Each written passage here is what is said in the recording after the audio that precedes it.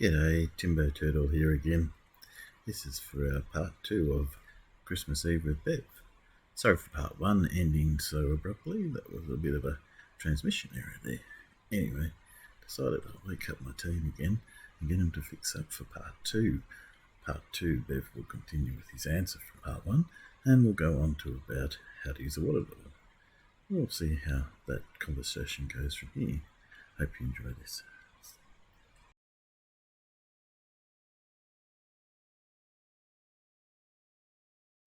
What's your definition of flat earther?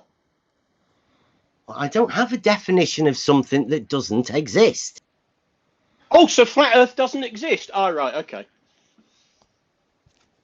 Yes. It's not flat. So there are no flat earthers. There's no flat earth movement. All of these videos of people claiming the earth is flat. It's all bollocks. Not flat, Farmer's You're absolutely boy. right. It isn't Yes. flat. No, it's a sphere. Okay, brilliant. It's a ball. What's a ball? The planet that we're on. In your imagination, you can say that. Where's your proof? Not in my imagination. Do you have a proof for that statement? Yes, we have satellites and space stations in orbit around it. Mm-hmm. Oh, you're going to deny that they're a thing then? That, you know, well, I can give you space stations. I can make a logical argument for you. Can you really? Yes. Do you want me to? Sure, this would be good. Okay. Modus tollens. The one that QE tried to do it and he didn't finish it off. Don't care about QE. Okay. He's an idiot. Yeah. Well, that's nice. Ad hom. Say whatever you want about other people. No, it's not an idiot. No, it's not an ad hom. It's an insult. Okay. They're well, nice that you go along with that as a start. Right. So here we go. Listen to this. Take this as a statement. If the Earth is a spherical object, as you say, right? Because that was your statement. So if it is, then the surface of liquid water must curve at rest. I suppose you could add to that. Mm-hmm. The surface of liquid water at rest must curve. Yeah, you like that? That's a consequent, antecedent consequent relationship. Blah de blah. Yeah, keep going. Okay, so that's a P and a Q statement. Oh. But a water level is a tool for establishing a horizontal plane of reference. Oh, for fuck. No, have we gone all the way back to this again? That's not what a water level is for. No, it's not. Go on, Paul. A water level is for establishing equal potential in gravity. It doesn't establish a horizontal. You're wrong right from the start there. Your argument, your modus tollens is flawed right from the very beginning. What with the statement, a water level is a tool for establishing a horizontal plane of reference? Yeah, that's right. Where does it establish a plane of horizontal reference, Bev? The water level. Yeah, where does it establish the horizontal?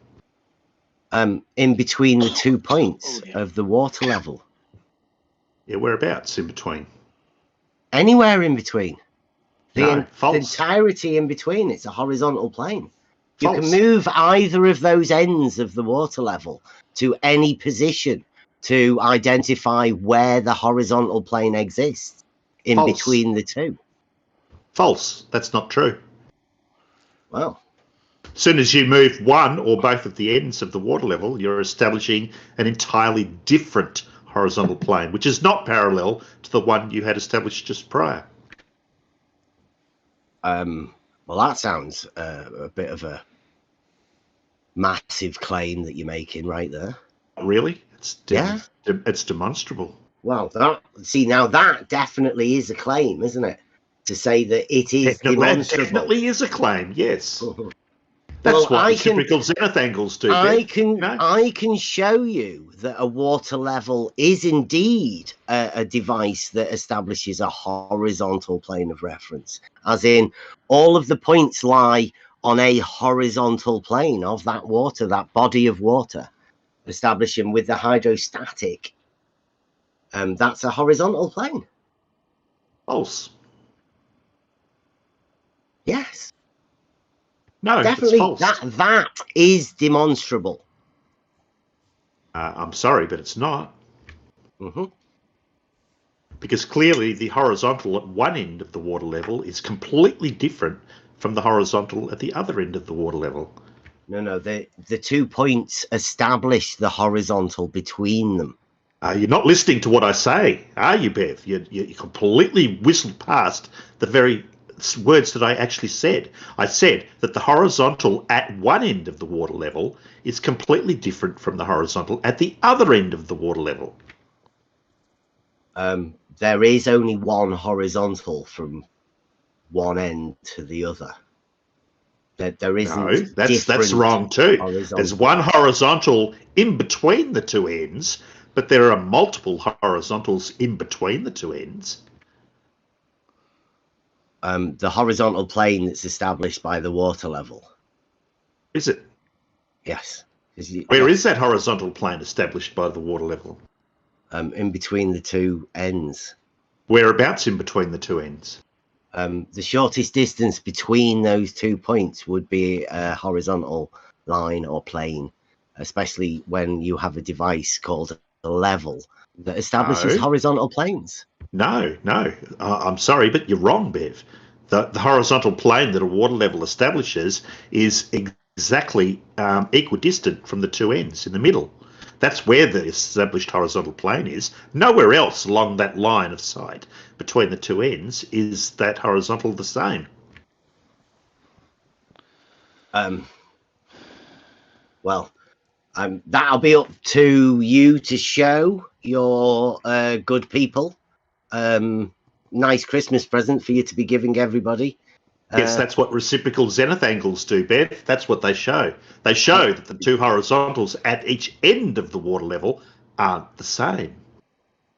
I doubt that you've actually thought about that geometrically, and the fact that the perpendicularity of vertical and horizontal. Have, Bev, because it shouldn't all the points in between the two ends include the two ends, Bev?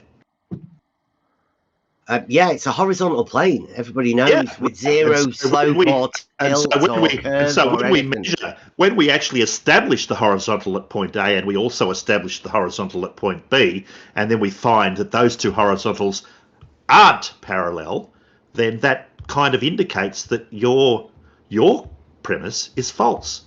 No, because you're separating A and B. The two horizontal planes at A and B are completely different. No, it is the horizontal plane established between A and B.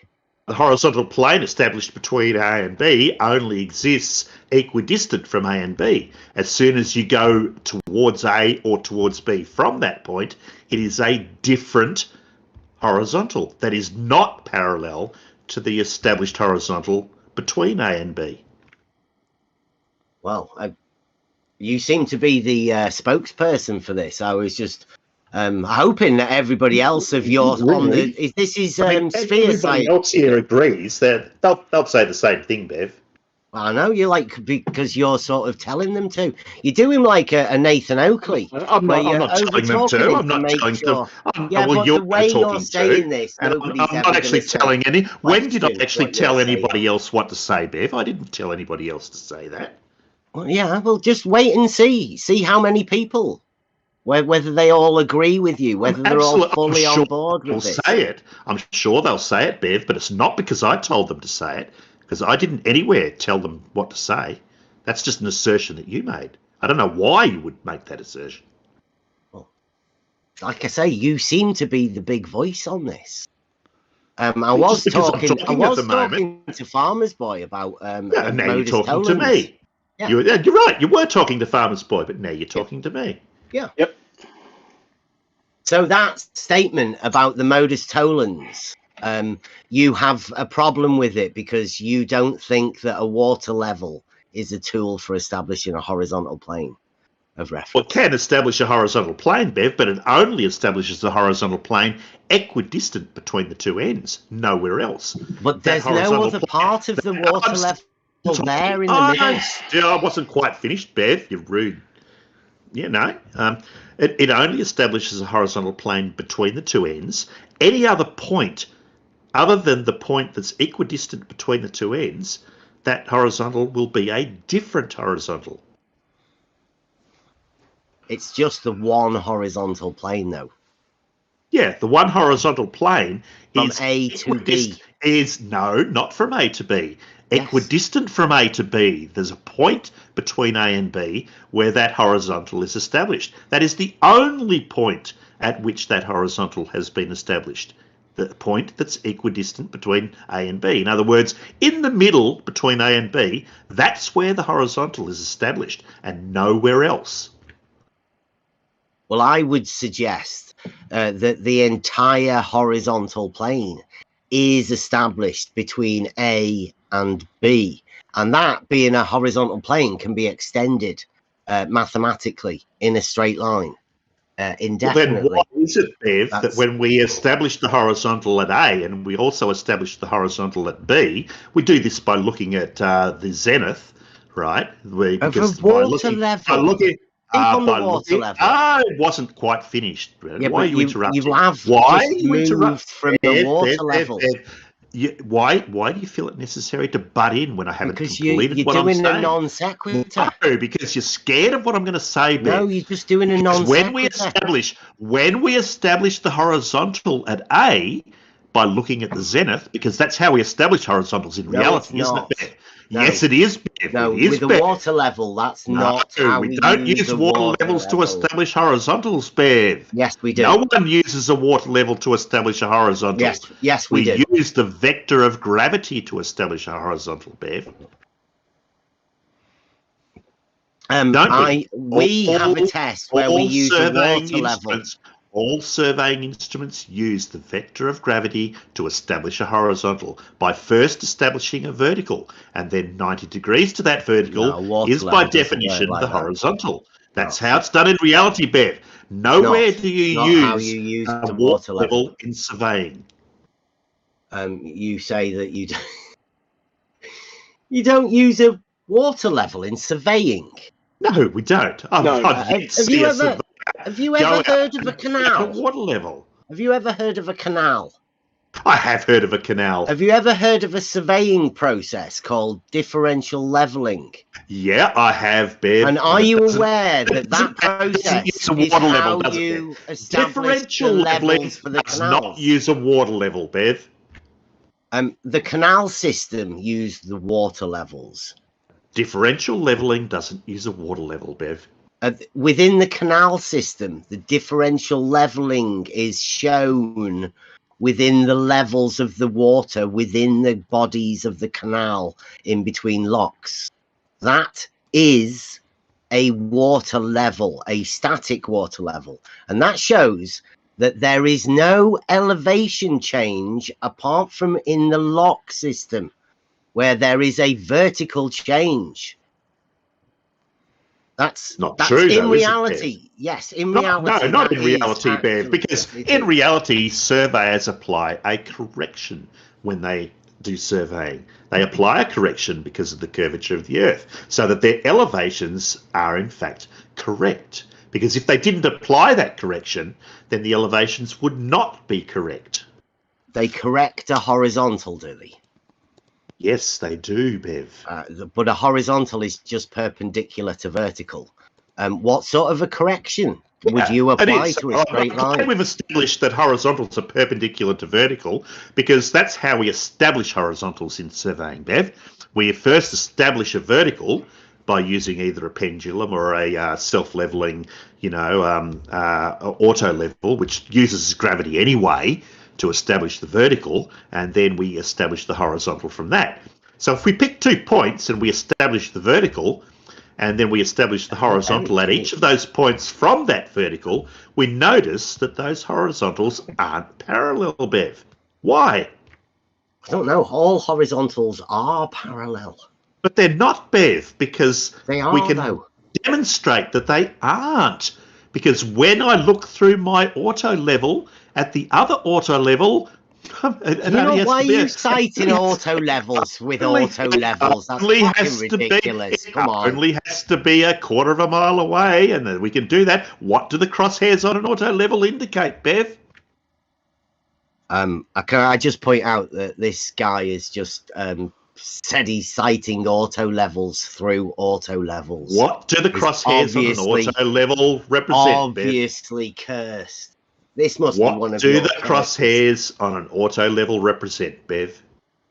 The crosshairs on an auto level are perpendicular to each other, and some of them represent stadia hairs. What does the horizontal central line on an auto level represent, Bev? A straight line in geometry. The part where Bev plays the little game.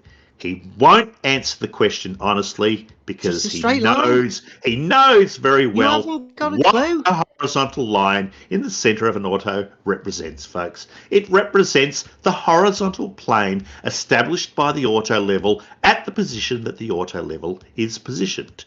That's what the crosshairs represent, Bev. That horizontal plane extends outwards, doesn't it? The extension of the horizontal plane out to infinity from the position of the auto level. As long as we sight through that auto level, as long as we sight through the auto level, when we sight through the auto level, when we sight through the auto level and we look at the crosshairs, we know that we're looking along that plane that's been established at the point that the auto level has been set up.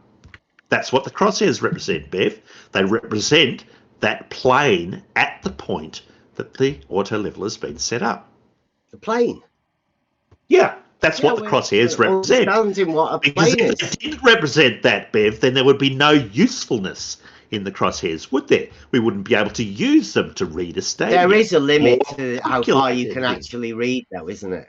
Oh, there's a limit to how far you can read a stadia stick, but no matter how far you sight that crosshair, no matter how far you sight, that crosshair still represents the horizontal plane that you've established at the point of the auto level. It's in the eyepiece of the auto level. The image comes to your eye.